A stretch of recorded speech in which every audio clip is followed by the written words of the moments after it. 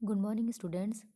I am Raja Siddiqui, and today I am going to start a new chapter of class 8th, light.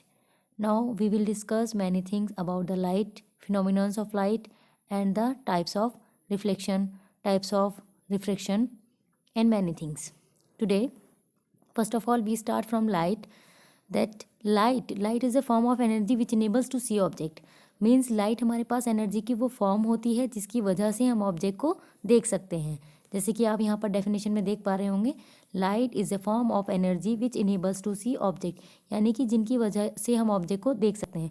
For example, अगर हमारे पास कोई bulb है, उस bulb में से अगर लाइट जल रही है तो हम बहुत सारी चीज़ों को अपने सराउंडिंग में देख सकते हैं।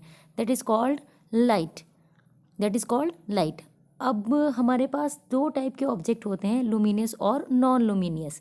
लुमिनियस ऑब्जेक्ट जिनकी खुद की लाइट होती है, फॉर एग्जांपल बल्ब, सन को भी ले सकते हैं, हम सन भी मान सकते हैं। तो उनके पास उनकी खुद की लाइट होती है, तो वो चीज़ें हमारे पास किस में आती हैं, लुमिनियस में। और जिनके पास उनकी खुद की लाइट नहीं होती वो हमारे पास कौन से होते हैं, नॉन लुमिनियस। फॉर एग्जाम्पल मैं अगर दिखाई दे रही हूँ तो मैं लाइट की वजह से दिखाई दे रही हूँ, तो उस कंडीशन में मैं कहूँगी कि मैं नॉन लुमिनियस हूँ। और जिस लाइट की वजह से मैं दिखाई दे रही हूँ, चाहे वो सन हो या फिर हमारे पास ट्यूब लाइट हो, अगर मैं उसकी वजह से दिखाई दे रही हूँ तब हम उसे बोल सकते हैं लुमिनियस ऑब्जेक्ट। देखो, फिनोमिनोन से हमारे पास लाइट के, यानी कि लाइट के यहाँ पर हमें दो फिनोमिनोन पढ़ने हैं, जिनमें से फर्स्ट है हमारे पास reflection of light and second है रिफ्लेक्शन ऑफ लाइट। आज की वीडियो में हम रिफ्लेक्शन ऑफ लाइट को डिस्कस करने वाले हैं। फर्स्ट डेफिनेशन देखिए हमारे पास, रिफ्लेक्शन ऑफ लाइट। डेफिनेशन देख लेते हैं, शॉर्ट वे में लिखी हुई है। The bouncing back of light is called reflection of light. Bouncing back, for example अगर हम कभी कोई बॉल को फर्श पे डालते हैं तो हमारे पास वो उसको वापस चली जाती है, अपने मीडियम में वापस चली जाती है। यानी कि बॉल का फर्श पर पहले तो टकराना और टकरा कर वापस ऊपर जाना, that is called reflection back अगर कहें तो हम। तो यहाँ हमारे पास बॉल जो है जैसे ऊपर जाती है, सिमिलरली हमारे पास लाइट भी ऐसा करती है। इसकी फिगर में मैं आपको दिखाती हूँ। ये हमारे पास फिगर, इसके लिए ये फिगर हमें ये दिखाती है कि हमारे पास रिफ्लेक्शन हो रहा है।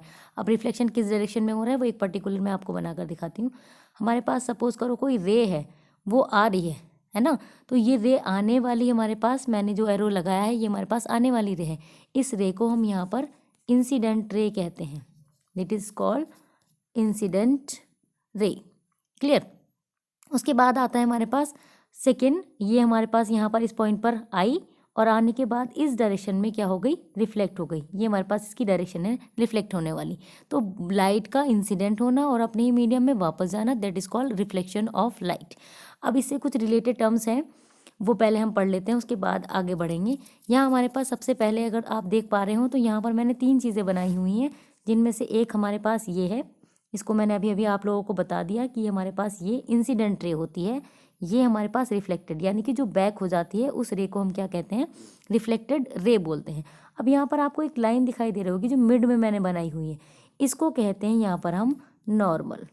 This line is called normal. अब नॉर्मल क्या होता है, सेकेंड लैंग्वेज में हम इसको परपेंडिकुलर बोल सकते हैं। परपेंडिकुलर, जैसे आप सिंबल भी जानते होंगे, ये इसका सिंबल होता है। परपेंडिकुलर का मतलब जो हमारे पास किसी सरफेस पर 90 एंगल ड्रॉ करता है उसको हम परपेंडिकुलर बोलते हैं। क्लियर ना। उसके बाद देखो इसकी कुछ और रिलेटेड टर्म्स हैं हमारे पास, जिसको मैंने एक आई लिखा है और आर लिखा है।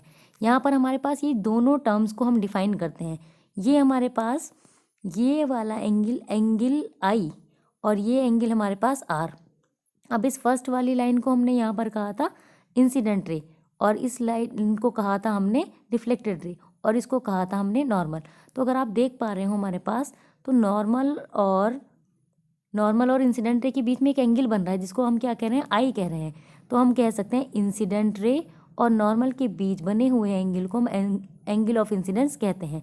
यानी कि the angle between the incident रे and the normal is called angle of incidence which is represented by the small I. Next term पर आते हैं। नेक्स्ट टर्म है हमारे पास एंगल आर। तो एंगल आर हमारे पास कौन सा है, ये वाला पार्ट। ये नॉर्मल था हमारे पास, ये reflected ray. The angle between the normal and the reflected रे is called angle of reflection. ये एंगल ऑफ इंसिडेंस हुआ, ये हमारे पास एंगल ऑफ रिफ्लेक्शन हुआ। आई होप आप लोग इतना समझ गए होंगे। बाद आते हैं हमारे पास इसके कुछ रूल्स बोल सकते हैं या फिर लॉज ऑफ रिफ्लेक्शन बोल सकते हैं।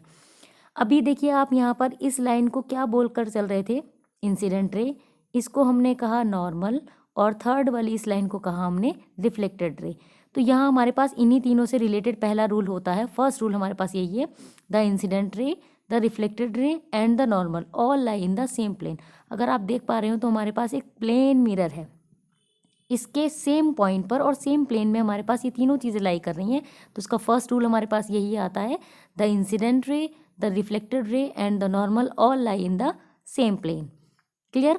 उसके बाद आते हैं नेक्स्ट टॉपिक पर, सॉरी नेक्स्ट टर्म पर। नेक्स्ट है हमारे पास the angle of incidence is equal to the angle of reflection. यानी कि इसका सेकेंड लॉ हमारे पास होता है कि ये जो आई एंगल था हमारे पास, जो इंसिडेंट रे और नॉर्मल के बीच ड्रॉ हो रहा था, वैसा ही एंगल हमारे पास एक नॉर्मल और रिफ्लेक्टेड रे के बीच में भी ड्रॉ हो रहा है, जिसको हमने एक को आई कहा है और एक को आर कहा है।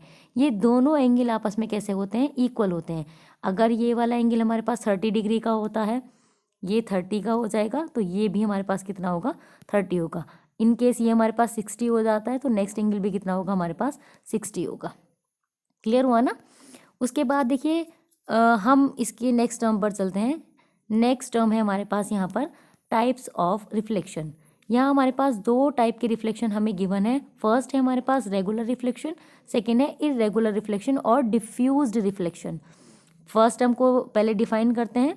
रेगुलर रिफ्लेक्शन हमारे पास क्या होता है, देखिए ये तो आप समझ गए हैं, हमारे पास रिफ्लेक्शन में कोई भी चीज़ या कोई भी रेज जो आ रही हैं वो क्या हो रही थी, बाउंस होकर बैक हो रही थी, यानी कि आएंगी भी और फिर वापस भी जाएंगी। तो सपोज कर रहे हैं हम यहाँ पर कि हमारे पास जो आने वाली रेज हैं वो क्या है, हमारे पास एक दूसरे के पैरेलल हैं।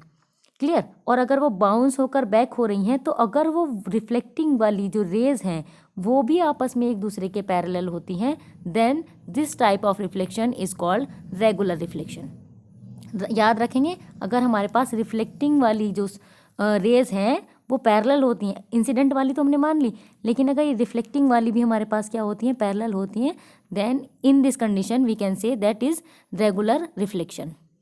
ठीक। और इसमें यहाँ पर एक नोट मैंने डालकर लिखा हुआ है, ये हमारे पास it take place through the smooth surface, यानी कि स्मूथ सरफेस से होगा, यानी कि प्लेन सरफेस से होगा, जहाँ पर स्मूथनेस ज़्यादा होगी, यानी कि रफनेस ना हो, स्मूथनेस हो हमारे पास। उस कंडीशन में हम कहते हैं this type of reflection is known as regular reflection. अगर इसका एक जनरल एग्जाम्पल लें तो हम यहाँ पर मिरर ले सकते हैं, है ना। मिरर में हमारे पास रिफ्लेक्शन होता है, जैसे हम उसके ऊपर लाइट इंसिडेंट कराते हैं तो उससे उतना ही एंगल बनाकर हमारे पास लाइट जो है वो रिफ्लेक्ट होकर हमें दूसरी साइड भी दिखाई दे जाती है। That is called regular reflection. Now we come on the next point, that is called irregular reflection. Irregular reflection हमारे पास क्या होता है, when reflecting surface are not parallel to each other, यानी कि तो हमारे पास रेज रही हैं पैरेलल, ये रेज हमारे पास हैं तो पैरेलल, पर चली हमारे पास कैसे जाएंगे, नॉन पैरेलल चली जाए, then this type of reflection is called irregular reflection. Clear. I hope आप लोग समझ पा रहे होंगे। उसके बाद हमारे पास इसमें भी मैंने एक नोट डाला है, नोट हमारे पास है क्या, it take place through rough surface, यानी कि रफ सरफेस से होगा। देखो वहाँ मैंने, अगर आपको याद हो तो इसमें मैंने सरफेस कैसी बनाई थी, प्लेन बनाई थी, और अगर आप देख पा रहे हो तो नेक्स्ट में मैंने सरफेस कैसी बनाई है, रफ बनाई है। रफ को मैंने थोड़ा सा, प्लेन को तो मैंने स्ट्रेट लाइन में बनाकर दिखा दिया, यहाँ पर मैंने थोड़ा सा ऊपर नीचे कर दिया। तो ये हमारे पास किस चीज़ को रिप्रेजेंट कर रही है, ये वाली सरफेस हमारे पास इर्रेगुलर रिफ्लेक्शन के लिए है, क्योंकि रफ सरफेसेस से हमारे पास इर्रेगुलर रिफ्लेक्शन होता है। इसीलिए न्यूज़पेपर को रफ पेपर या ये कह सकते हो कि रफ पेपर जैसा कुछ होता है, यानी कि बिल्कुल स्मूथनेस वाला पेपर नहीं यूज़ किया जाता। नेक्स्ट टर्म है हमारे पास टाइप्स ऑफ मिरर। अब देखो हमारे पास रिफ्लेक्शन किसके थ्रू हो रहा है, ये तो हमें पता चल चुका कि हमारे पास रिफ्लेक्शन मिरर के थ्रू हो रहा है, क्योंकि हमें यहाँ पर मिरर के थ्रू पढ़ना है। तो इनमें हमारे पास दो टाइप के मिरर होते हैं। फर्स्ट है इसमें प्लेन मिरर, सेकेंड है इसमें spherical mirror. First plane mirror तो आप लोग जानते हैं, आप लोगों ने देखा है कैसा होता है, हमारे पास बिल्कुल स्ट्रेट होता है। अगर हम उसमें अपने आप को देखते हैं तो हमें बहुत सारी चीज़ें दिखाई देती हैं, यानी कि हम अपने आप दिखाई देते हैं उसके अंदर, उसके बेसिस पर हम जस्टिफाई कर लेते हैं कि प्लेन मिरर है भी या नहीं है। नेक्स्ट है हमारे पास स्फेरिकल मिरर। स्फेरिकल मिरर की शेप आप लोग देख पा, यानी कि स्ट्रेट नहीं है हमारे पास, या तो ऐसे है या फिर ऐसे है, बिल्कुल स्ट्रेट नहीं है। स्ट्रेट होगी तो हमारे पास कौन सा वाला मिरर होता है, प्लेन मिरर होता है। अभी हम आगे पढ़ते हैं। इसमें स्फेरिकल मिरर के हमारे पास कितने टाइप हैं। Spherical mirror are of two types. First है हमारे पास कॉनकेव मिरर, सेकंड हमारे पास कॉन्वेक्स मिरर है। फर्स्ट और सेकंड रूल में फ़र्क क्या है? रूल में नहीं, सॉरी, मिरर में। फर्स्ट है हमारे पास कॉनकेव मिरर, सेकंड हमारे पास कॉन्वेक्स मिरर। अगर आप इन दोनों में डिफरेंस देख पा रहे हो तो इसमें हमारे पास एक साइड मैंने ये बनाई है और एक साइड हमारे पास अंदर से प्लेन है। प्लेन वाली साइड को हम कहते हैं, यहाँ पर प्लेन वाली साइड को कहते हैं रिफ्लेक्टिंग सरफेस। क्या कह सकते हैं? Reflecting surface. क्लियर? यानी कि इसमें ये वाली साइड हमारे पास कैसी होगी? Reflecting surface. सॉरी, ये बाहर वाली साइड ये रिफ्लेक्टिंग सरफेस होगी। एक बार मैं दोनों में रिफ्लेक्टिंग सरफेस बना देती हूँ कि कौन सी वाली है हमारे पास। तो फर्स्ट में रिफ्लेक्टिंग सरफेस है हमारे पास ये, और सेकंड में हमारे पास ये वाली सरफेस है ना, ये बाहर वाली सरफेस। तो ये रिफ्लेक्टिंग सरफेस हमारे पास क्या इंडिकेट करती है कि यहाँ से हमारे पास लाइट जो है वो बैक होकर अपने मीडियम में वापस चली जाएगी। अब देखो, इसी के बेस पर अगर आप इन दोनों में डिफरेंस देख रहे हैं तो इन दोनों में एक डिफरेंस है कि यहाँ हमारे पास आउटर वाली जो सरफेस है वो रिफ्लेक्टिंग नहीं है, इनर वाली साइड रिफ्लेक्टिंग है। यहाँ पर अगर देख रहे हो तो आउटर वाली साइड को मैंने रिफ्लेक्टिंग कहा है, इनर वाली साइड नहीं है हमारे पास, ये पॉलिश सरफेस है। तो अगर इनर साइड हमारे पास रिफ्लेक्टिंग होती है, आउटर साइड पॉलिश्ड होती है, that is called concave mirror. अगर हमारे पास ये अंदर वाली जो साइड है ये कैसी हो जाए? पॉलिश्ड, और आउटर वाली साइड कैसी हो जाए? Reflecting, that is called convex mirror.